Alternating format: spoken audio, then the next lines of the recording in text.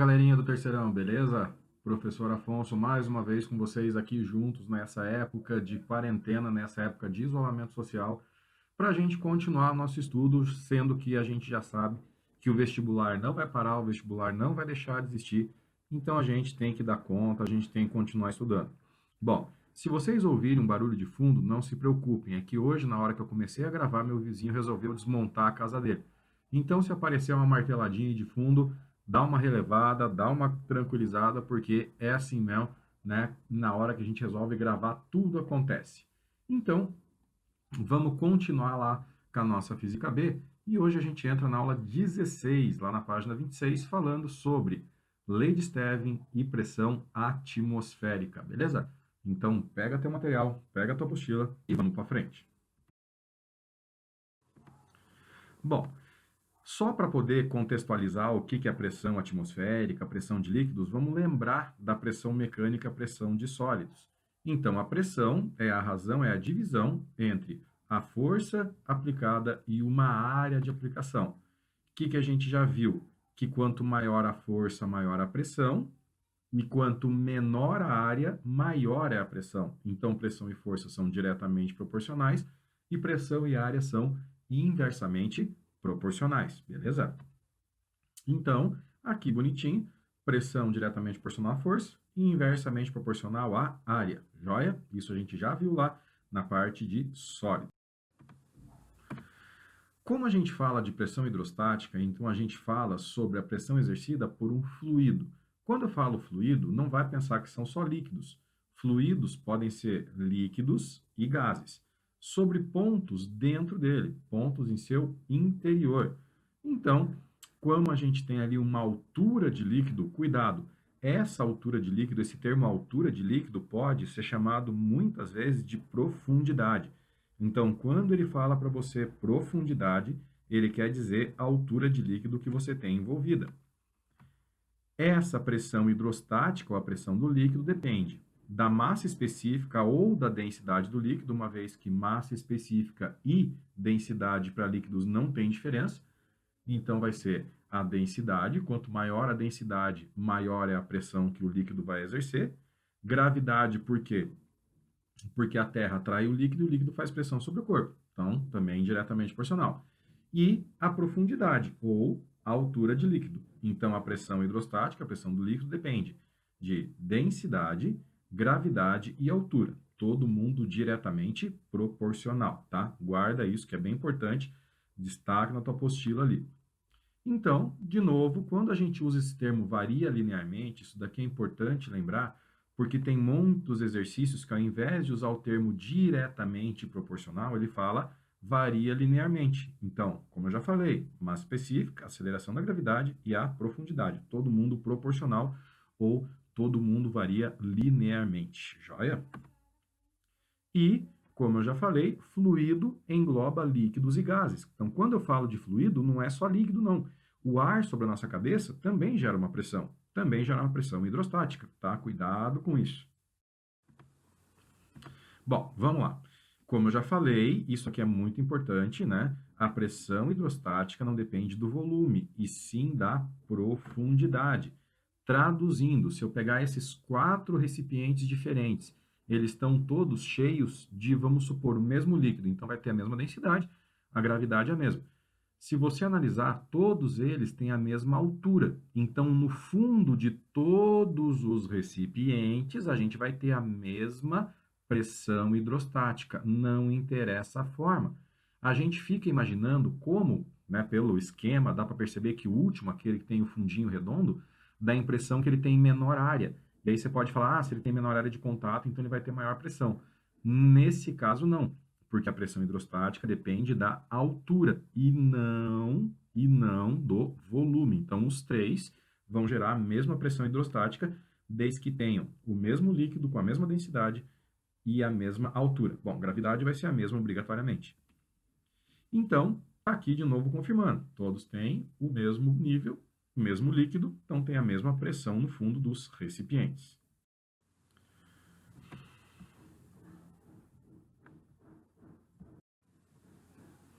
Pressão atmosférica. Bom, quem determinou isso daí foi um cara chamado Evangelista Torricelli, lá em 1600 e alguma coisa, quando ele fez o seguinte experimento para determinar, para descrever a pressão atmosférica, ou seja, a pressão do ar ao nível do mar.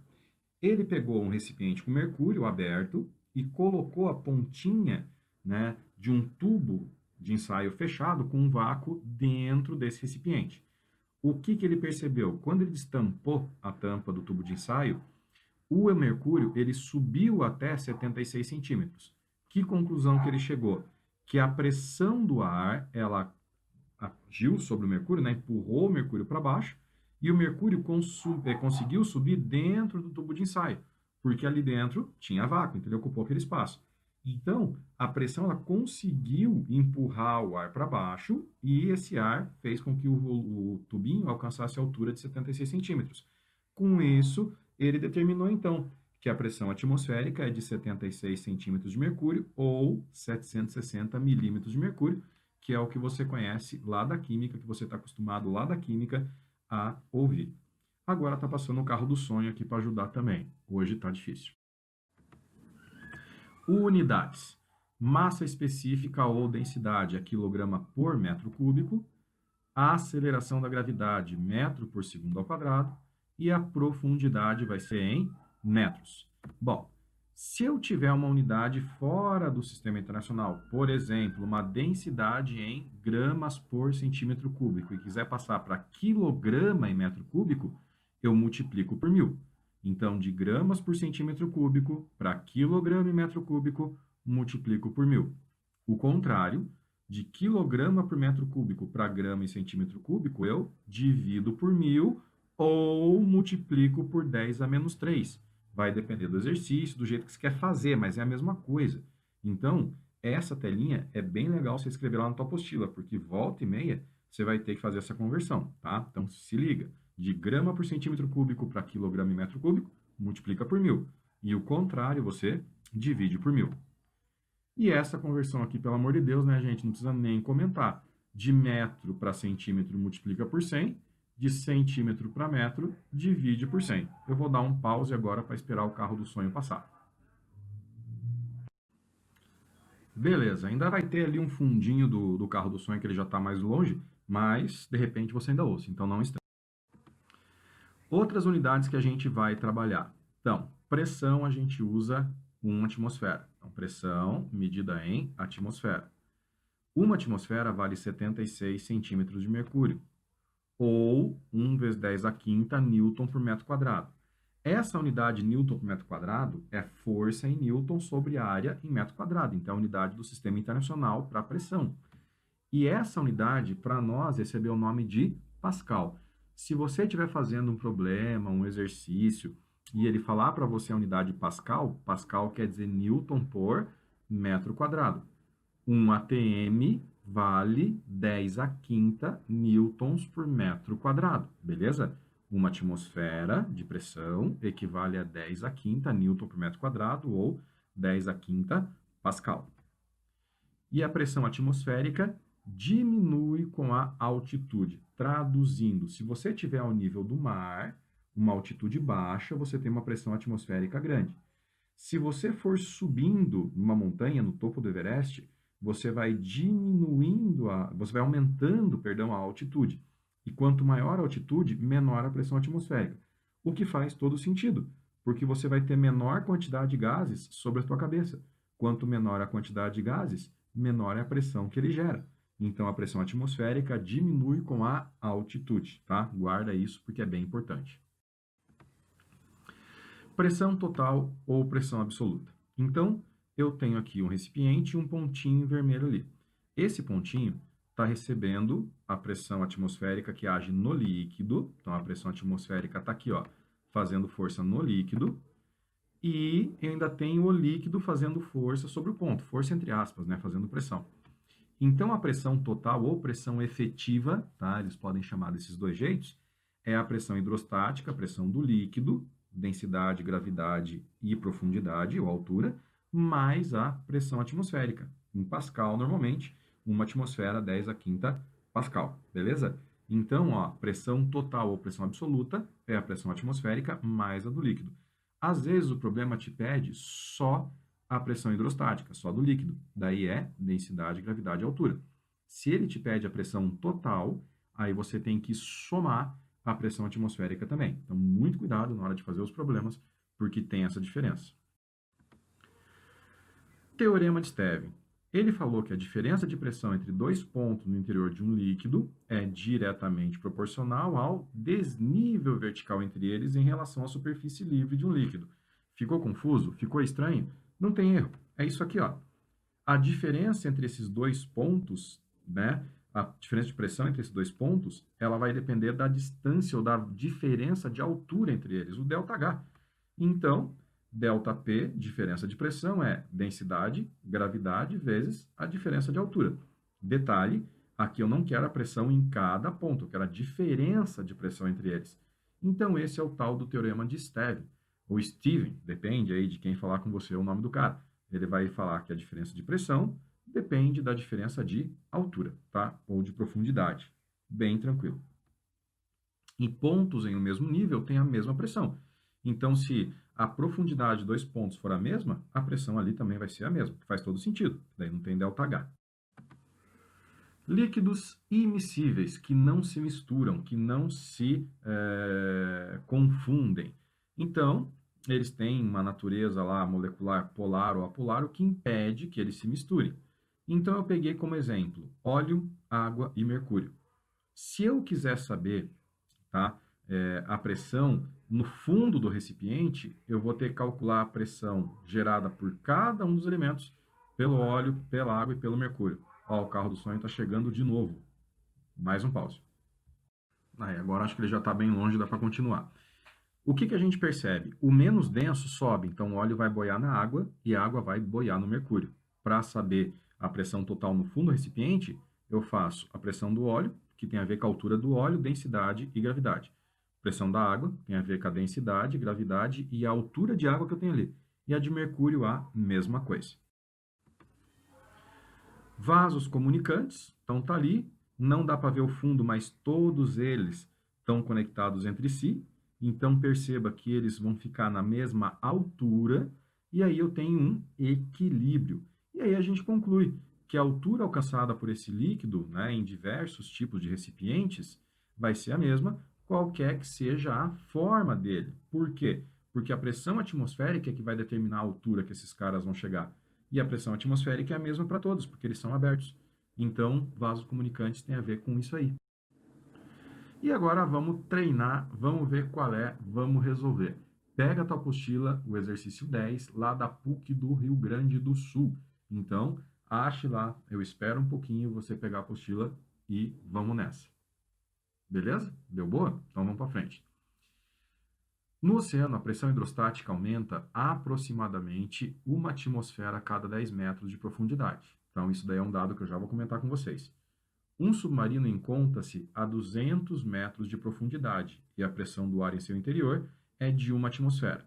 Nesse contexto, pode-se concluir que a diferença entre a pressão no interior e no exterior do submarino é de aproximadamente alguma coisa. Bom, vamos lá. Primeiro, esse dado, que a cada 10 metros de profundidade a pressão aumenta em 1 atmosfera, é chamada de pressão de coluna d'água. Esse é um valor real. Então, cada 10 metros de profundidade que você vai dentro da água, você vai ter 1 atmosfera aumentando. Então, se você está a 10 metros do nível do mar, você tem 1 atmosfera da água mais a pressão atmosférica. Então, são 2 atmosferas. Se você vai para 20 metros de profundidade, você vai ter 3 atmosferas de pressão. Uma no próprio ar sobre a água e 2 atmosferas, porque são 20 metros, tá? Então, assim vai. Então, a cada 10 metros, a pressão aumenta 1 atmosfera. Guarda isso na tua cabeça. Outra coisa que ele quer a pressão no interior, a diferença, perdão, entre as pressões. Como o submarino tem gente dentro, a pressão dentro dele tem que ser a pressão normal, que é 1 atmosfera. Guarda esse dado. E aí, a diferença vai ser aproximadamente de, vamos ver. Bom, o resultado que a gente quer, ele se dá pela diferença entre a pressão interna e a pressão externa, perdão, e a pressão interna, tá? É isso que ele quer. Aqui do lado já apareceu um spoiler da resposta, tá tudo beleza, a gente vai seguir. Com o teorema de Stevin, a pressão externa vai ser o quê? A pressão atmosférica mais a pressão hidrostática, mais a pressão do líquido. Então, agora a gente chega aqui em cima, a pressão aumenta 1 atmosfera a cada 10 metros. Se ele está a 200 metros, a gente tem 20 atmosferas. Então, eu tenho 20 atmosferas do líquido, mais 1 atmosfera que é do ar, né, sobre o líquido ali.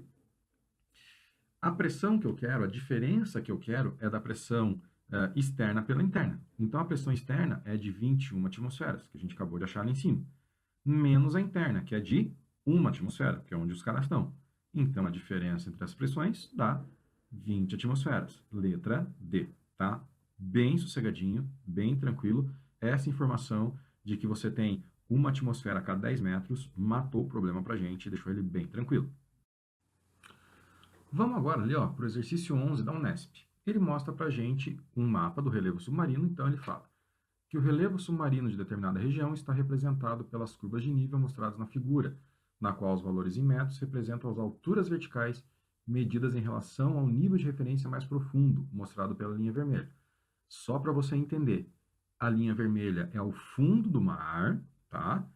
E depois, cada linha mostra o quanto você está aumentando a altura desse relevo. Então, é 120 metros, por exemplo, ali, ó, em relação ao nível do mar, para cima do chão do mar, para o zero. Então, isso daqui é o desenho de uma montanha submersa, tá bom? É isso que a gente está vendo. Dois peixes, 1 e 2, estão inicialmente em repouso nas posições indicadas e deslocam-se para o ponto P, onde param novamente, considerando que toda a região mostrada na figura esteja submersa e que a água do mar esteja em equilíbrio e que sua densidade seja 10 ao cubo quilogramas por metro cúbico, sempre vai ser. Se a gravidade vale 10 metros por segundo ao quadrado e 1 atmosfera dá 10 a quinta Pascal, pode-se afirmar, considerando-se apenas os pontos de partida e de chegada, que durante seu movimento o peixe vai fazer o que em termos de pressão. Então vamos entender uma coisa. O peixe 1, ele sai do 120 e vai para o 90. Então, ele está indo mais para o fundo. Então, ele vai ter um aumento de pressão. O peixe 2, ele sai lá do 30 em relação ao chão, 30 de altura, e está indo para o 90. Então, ele está indo mais para cima, vai reduzir a pressão. Primeira coisa que a gente tem que entender. Se a cada 10 metros de profundidade a pressão aumenta 1 atmosfera, então o peixe 1 sofre um aumento de pressão de 3 atmosferas. Por quê? Ele está saindo de 120 indo para 90. Então, ele está aumentando a profundidade em 30 metros. Aumentou 3 atmosferas. O peixe 2, ele tem uma redução. Por quê? Porque ele sai do 30 em relação ao chão, ao nível do mar, e sobe até o 90. Então, ele diminui 60 metros ou 6 atmosferas. Beleza? Então, o que eu consigo ver? O que bate aqui? Que o peixe 2 reduz sua pressão em 6 atmosferas, que é o que ele fala na letra D de dado, beleza? Bem tranquilinho de fazer, bem sem problema. Criança, agora com vocês, se cuidem, juízo, estudem. Eu sei que muitos de vocês podem achar que ensino remoto não é o melhor jeito, mas é o melhor que a gente pode fazer agora. Lembra, eu, Luciano e Rafael, estamos com vocês, tirando dúvidas sempre que possível. Se em algum momento lá eu não consigo responder na hora, um dos meninos já responde, porque a gente trabalha junto, a gente é uma equipe, sempre para tentar fazer o melhor para vocês, beleza? Beijo para vocês, se cuidem, muito obrigado pela atenção e a gente se fala na sequência. Abraço.